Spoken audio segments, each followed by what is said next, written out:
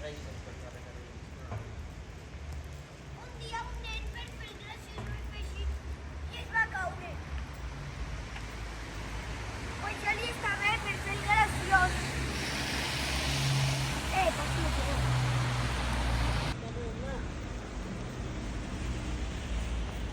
Pero para mí sí.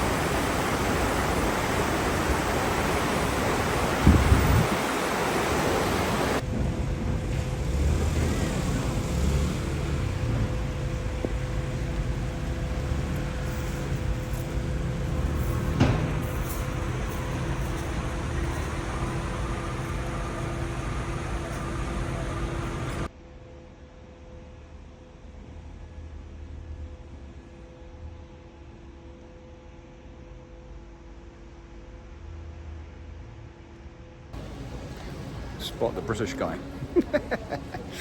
One of the very few out walking in the rain, and certainly the only one in the middle of the road.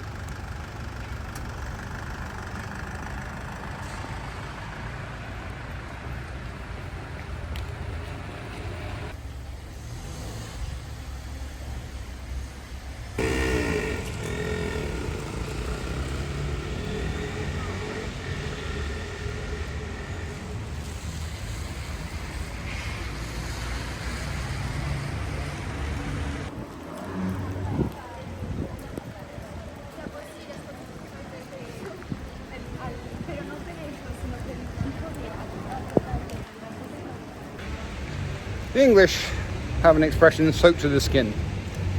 The French, soaked to the bone. This is the latter. Morning, friends. So, Andorra, it is nearly 8 o'clock. It's just about in 2 minutes, crack dawn. I got up very early this morning, well, not very early, but before dawn. Showered, sorted myself out, because I want to get a lot done today, and I start work at 10:30. Andorra, as many of you will know, is a sovereign nation and a mountain state. This is Andorra La Vella, which is the highest capital city, elevation-wise, in Europe, at just over 1,000 meters. It's landlocked, of course. It's sandwiched in the Pyrenees between France and Spain. It's a sovereign nation, a principality in fact, but weirdly enough, because of the way the politics worked out over the centuries, it has two co-princes, one of which is the Bishop of Uval in Catalonia, and the other is Emmanuel Macron, the French president, which is a little weird. I visited 3 European micronations this year: San Marino, Liechtenstein, and now Andorra. Although this is not the first time for me here. I came here when I was 11 years old. I had a French exchange program at my school, and I linked up with a kid called Pierre Olivier from Toulouse, and the family and I came here skiing. It is, like most micronations, actually rather well off, especially so in this case because it is an amazing skiing location. Over 300 pistes. It has the highest amount of ski runs in the Pyrenees, and it's easy to get to from Toulouse. It's a couple of hours in a car, well, maybe 3, but it's really quite well to do, actually. Has a very high GDP. Anyway, So it is the largest of the three I've been to this year. San Marino is absolutely tiny at 26 square miles. Liechtenstein 3 times bigger at 62. Well, 2.5 times bigger. And this is 180 square miles just over, which makes it the largest. It still only has a population of 85,000 people, which is much, much fewer than Limoges, which is the city I visited last week, which was 136, so not very high population. Yeah, it is absolutely beautiful here. I mean, yes, I have a very large screen on all the time, but look at it, building up there.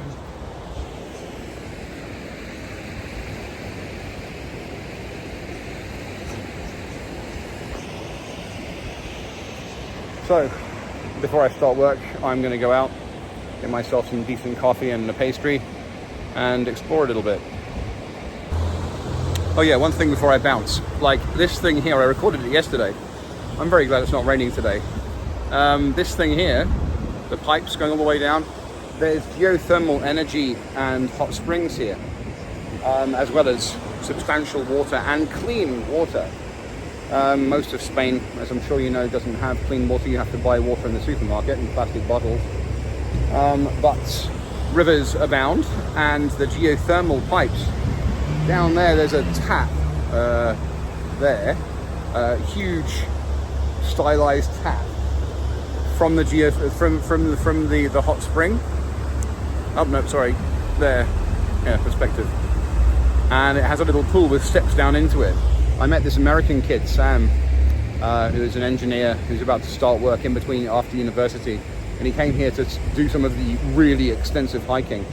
And he had been hiking for like 10 hours, and he got back, took off his boots and his socks and just dangled his feet in that pool and said it was paradise. Anyway.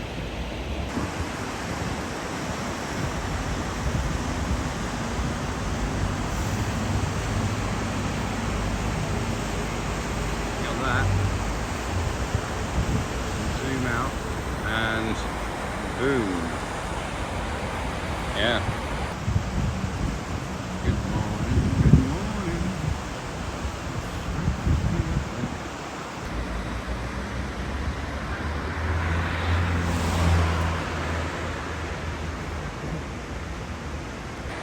Yeah, this is the top, and look at the steam rising off the water. Reminds me of Japan.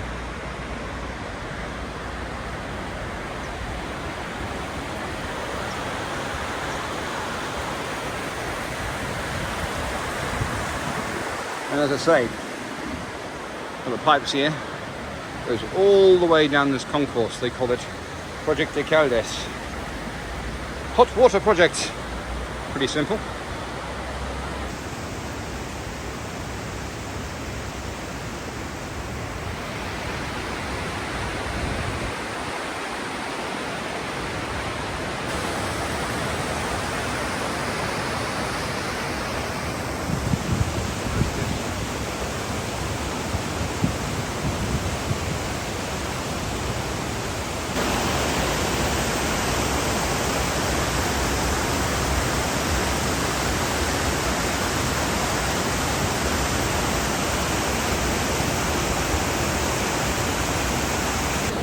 It's a bit of a juxtaposition here, or even dichotomy between this side of the river and that. That side is kind of old town, the bridge down the bottom leads across and it kind of goes up. But if you look at it, this is really old school. And I don't know, actually, whether they're people living there or whether they're allotments that have been in the family for a while, but there's clearly farming happening. And some of them are really very ramshackle. So yeah, interesting.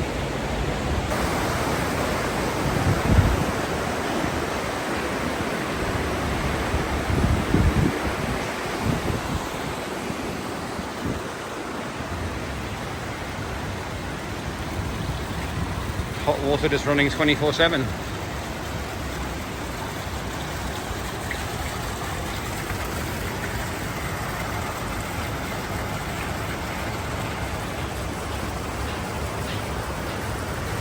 And that is my rooftop.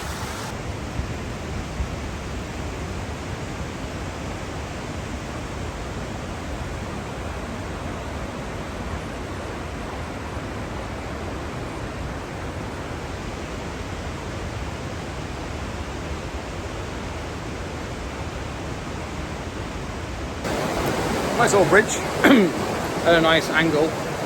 It's built of pumice. It was built in 1785 to cross the river.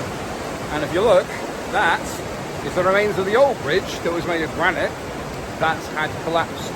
And so this is the one that replaced it. Right, so a little bit of the origins of Andorra while I'm walking down to the coffee shop and there's no one around.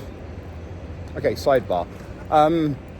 I realise that I don't feel the cold like most people. It comes from going to a school on the Murray Firth in Scotland with single-glazed windows and a wooden house. But it's the first couple of days of October. The average elevation of this country is 1,900 metres, and everyone's dressed for winter already. Everyone's in puffer jackets and scarves. Weird. Anyway, so Andorra is, according to legend, was instituted by Charlemagne in about 800 AD. Of course, it has a very busy history before that. Catalan tribes, have occupied this area for a very, very long time, but I'll come back to that in a minute. Charlemagne, I am walking down the Avenue Charlemagne. There are hotel Charlemagnes everywhere. He's a beloved figure in these parts. So according to legend, he founded Andorra, the city and the area and all of that. It was part of the Kingdom of Aragon, which is what's now Catalonia, until the 3rd of September 1270, when it was allotted independence. It has remained independent except for a period of about a decade, because Napoleon wanted it for part of his French Empire. That didn't last long, and over the years it's developed, and I think the latest constitution was written and accepted in 1993, which is about the time. That's after I came here for the first time. I just got that. Anyway, so as I say, independent sovereign nation with a rather strange setup with the whole President of France and Bishop of Varel thing. Doesn't have a standing army, isn't part of the European Union, is part of the UN though. And it does have a slight French flavour. For example, on the drive-in, I saw rugby fields. They do have a rugby team here, mainly because of the love that the southern French have for rugby. And may my tongue turn black for saying it, they are rather good at it. The Andorra rugby team play as part of the French league, but it is very much a Catalan place. Catalan is the national language, it's the highest ethnic group, the food, the music, the whole deal is very Catalan. Anyway, so all the way back to the beginning. Many of you will know of the Punic Wars in ancient Rome. Hannibal of Carthage had the bright idea of attacking Rome, but not by sea and not going that way, but going all the way around with a massive army and elephants. His idea was, and I can believe it, is that if the Roman army, disciplined as they were, saw a bunch of elephants running towards them like Mumakil on the Pelennor fields, they'd be a little freaked out. But he had massive problems crossing Spain and coming up through the Pyrenees and literally just past this area here. And he was attacked by 3 tribes, including the Catalan tribe that lived in Andorra at the time. It was an ambitious job. It was an ambitious idea, and he almost pulled it off. but by the time they got anywhere near Rome, the army was wrecked. Most of the elephants were dead. It was a good one. It was a good idea, but yes, and Carthage, of course, paid the price for that. Anyway, and before that, all the way through to absolute prehistory, they found artifacts around here dating back 90,000 years, I think. Some of them are in the museums here, because it is a nice place, man. You come over the pass in on the bus, in my case, and then it's all the way down the valley to this point. And it really is very beautiful. It's good farmland. It's obviously well protected by the natural setup of the place. Yeah. Anyway, coffee time.